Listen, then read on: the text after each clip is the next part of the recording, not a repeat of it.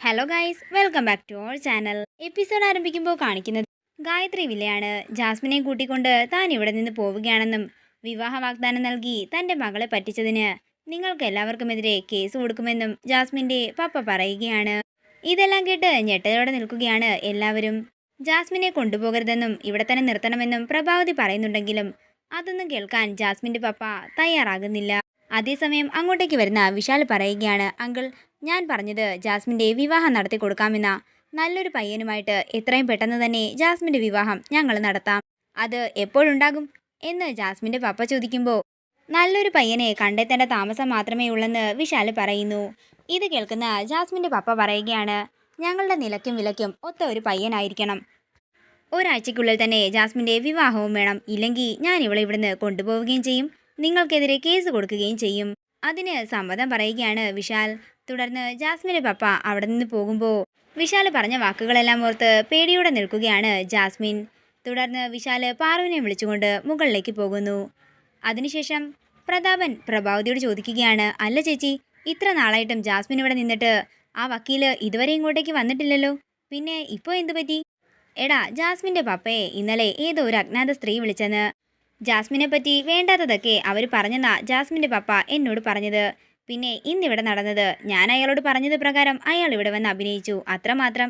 അപ്പോൾ ഇതിൻ്റെ പിന്നിൽ ചേച്ചിയുടെ കറുത്ത കരങ്ങൾ ഉണ്ടായിരുന്നല്ലേ എന്ന് പ്രതാപൻ ചോദിക്കുമ്പോൾ എൻ്റേത് കറുത്ത കരമൊന്നുമല്ല, നല്ല വെളുത്ത കരം തന്നെയാണെന്ന് പ്രഭാവതി പറയുന്നു. അങ്ങനെ അവരത് പറഞ്ഞ് ചിരിച്ചുകൊണ്ട് നിൽക്കുമ്പോൾ ജാസ്മിൻ അങ്ങോട്ടേക്ക് വന്ന് പറയുകയാണ്, എൻ്റെ തലയിൽ തിളച്ച എണ്ണ കോരി ഒഴിച്ചിട്ട് നിങ്ങൾ രണ്ടാളും കൂടി ഇവിടെ നിന്ന് ചിരിക്കുകയാണല്ലേ? എൻ്റെ ജാസ്മിൻ, എന്താ നിന്റെ പ്രശ്നം? ഇത് കേൾക്കുന്ന ജാസ്മിൻ പറയുകയാണ്, ഏതോ ഒരുത്തനായിട്ട് കല്യാണം കഴിപ്പിക്കാൻ വേണ്ടിയല്ലോ നിങ്ങൾ എന്നെ ഇങ്ങോട്ടേക്ക് കൊണ്ടുവന്നത്. വിശാലിനെ കൊണ്ട് കല്യാണം കഴിപ്പിക്കാനല്ലേ ഇപ്പോൾ എന്നിട്ട് എന്തൊക്കെയാ നടക്കുന്നത്? എൻ്റെ ജാസ്മിൻ, ഇതെല്ലാം എൻ്റെ പ്ലാൻ തന്നെയാണ്. ഏതെങ്കിലും ഒരുത്തനായിട്ട് നിന്റെ വിവാഹം ഉറപ്പിക്കും. പക്ഷേ വിവാഹ മണ്ഡപത്തിൽ വെച്ച് അവസാനം നിന്റെ കഴുത്തിൽ താലി കെട്ടാൻ പോകുന്നതേ വിശാൽ തന്നെയാ. എല്ലാം പ്ലാൻ ചെയ്ത് വെച്ചിട്ടാ ഞാനിവിടെ നിൽക്കുന്നത്. ഇത് കേൾക്കുന്ന ജാസ്മിനും പ്രതാപനും അമ്പരപ്പോടെ പ്രഭാവതിയെ നോക്കുകയാണ്. നേരം രാത്രിയാകുന്നു. പിന്നീട് കാണിക്കുന്നത് വിശാലിനെയും പാറുവിനെയുമാണ്. പാറുവിനെയും കൊണ്ട് ബീച്ചിലേക്ക് വന്നിരിക്കുകയാണ് വിശാൽ. തനിക്ക് ഈ ബീച്ചൊക്കെ ഇഷ്ടമായോ എന്ന് വിശാൽ ചോദിക്കുമ്പോൾ എനിക്ക് കടല് ഒത്തിരി ഇഷ്ടമാണെന്ന് പാറു പറയുന്നു. എന്നാലേ നേരം വെളുക്കുന്നത് വരെ ഇവിടുത്തെ തണുത്ത കാറ്റും കൊണ്ട് നമുക്കൊരു സൊറ പറഞ്ഞിരിക്കാമെന്ന് വിശാൽ പറയുമ്പോൾ വിശാൽ സാർ കൂടെ ഉണ്ടെങ്കിൽ ഞാൻ എന്തിനും തയ്യാറാണെന്ന് പാറുവും പറയുന്നു. അങ്ങനെ ആ കടലിനെ സാക്ഷി നിർത്തിക്കൊണ്ട് വിശാൽ പാറുവിനോട് തൻ്റെ പ്രണയം തുറന്നു പറയുകയാണ്. അത് കേൾക്കുന്ന പാറു നാണത്തോടെ വിശാലിനെ നോക്കുന്നു.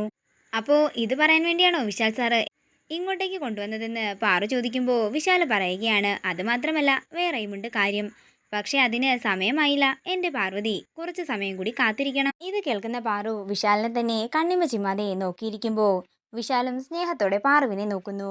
അതേസമയം വിശാലിന് ഒരു ഫോൺ കോൾ വരികയാണ്. തുടർന്ന് അവിടെ നിന്ന് എഴുന്നേറ്റതിന് ശേഷം വിശാൽ പാറുവിൻ്റെ അടുത്തേക്ക് ചെന്ന് പറയുകയാണ്, നമ്മുടെ മുടങ്ങിപ്പോയ ആദ്യ രാത്രി നമുക്ക് ഇന്ന് രാത്രി ആഘോഷിക്കാം. ഇത് കേൾക്കുന്ന പാറു നാണത്തോടെ വിശാലിനെ നോക്കുമ്പോൾ വിശാൽ പാറുവിനെ ചേർത്ത് പിടിക്കുകയാണ്. നേരം പുലർച്ചെയാകുന്നു. പിന്നീട് കാണിക്കുന്നത് ഗായത്രി വില്ലയാണ്. വിപിൻ്റെ അടുത്തേക്ക് ചെല്ലുന്ന പല്ലവി പറയുകയാണ്, വിപിൻ സാറേ, എനിക്ക് സാറിനോട് സീരിയസ് ആയിട്ടൊരു കാര്യം പറയാനുണ്ട്. നമ്മുടെ വിവാഹം അത് എത്രയും പെട്ടെന്ന് നടത്തണം. ദേ പല്ലവി, എനിക്ക് നിന്നെ ഇഷ്ടമല്ല, ഈ വിവാഹം നടക്കാനും പോകുന്നില്ലെന്ന് വിപിൻ പറയുമ്പോൾ പല്ലവി പറയുകയാണ്, സാറിനെ വിവാഹം കഴിച്ചില്ലെങ്കിൽ ഞാൻ ഈ ടെറസിൽ നിന്നും എടുത്തു ചാടി ചാകും. എങ്കിൽ അതൊന്ന് കാണട്ടെ എന്ന് വിപിൻ പറയുമ്പോൾ ടെറസിന്റെ അറ്റത്തേക്ക് നടക്കുകയാണ് പല്ലവി. ദേ പല്ലവി, വേണ്ടെന്ന് പറഞ്ഞ് വിപിൻ തടയുമ്പോൾ പൊട്ടിച്ചിരിച്ചുകൊണ്ട് പല്ലവി പറയുകയാണ്, ഞാൻ ഇവിടുന്ന് ചാടാനൊന്നും പോകുന്നില്ല. പക്ഷേ നമ്മുടെ വിവാഹം അതെന്താണെങ്കിലും ഞാൻ നടത്തിയെടുത്തിരിക്കും. ഈ വീട്ടിലെ ഏറ്റവും ഇളയ മരുമകളായി വരാൻ പോകുന്നതേ ഞാൻ തന്നെയാ. വിപിൻ സാറ് കണ്ടോ എന്ന് പല്ലവി പറയുമ്പോൾ ദേഷ്യത്തോടെ അവിടെ നിന്ന് പോവുകയാണ് വിപിൻ. പിന്നീട് കാണിക്കുന്നത് മുറിയിൽ തുണി മടക്കിക്കൊണ്ടിരിക്കുന്ന പാറുവിനെയാണ്. പെട്ടെന്ന് പാറുവിനൊരു ദിവ്യ ദൃഷ്ടി ഉണ്ടാവുകയാണ്. വിശാല് ജാസ്മിന്റെ കഴുത്തിൽ താലി കെട്ടാൻ ഒരുങ്ങുന്നതാണ് പാറു കാണുന്നത്. ആ കാഴ്ച കണ്ട് ഒരു ഞെട്ടലോടെ നിൽക്കുകയാണ് പാറു. എന്റെ ഉദയനൂരമ്മേ, ഞാൻ എന്താ കണ്ടത്? വിശാൽ സാർ ഒരിക്കലും ജാസ്മിന്റെ കഴുത്തിൽ താലി കെട്ടാൻ പാടില്ല എന്ന് പറഞ്ഞ് വിഷമത്തോടെ നിൽക്കുന്നു പാറുവിനെ കാണിച്ചുകൊണ്ട് ഇന്നത്തെ എപ്പിസോഡ് ഇവിടെ തീരുകയാണ്. വീഡിയോ ഇഷ്ടമായെങ്കിൽ മറക്കാതെ ലൈക്ക് ചെയ്യുക, ഷെയർ ചെയ്യുക, കമന്റ് ചെയ്യുക. കൂടുതൽ സീരിയൽ അപ്ഡേറ്റ്സിനായി മറക്കാതെ സബ്സ്ക്രൈബ് ചെയ്യുക നയൻസ് ക്രിയേഷൻസ്.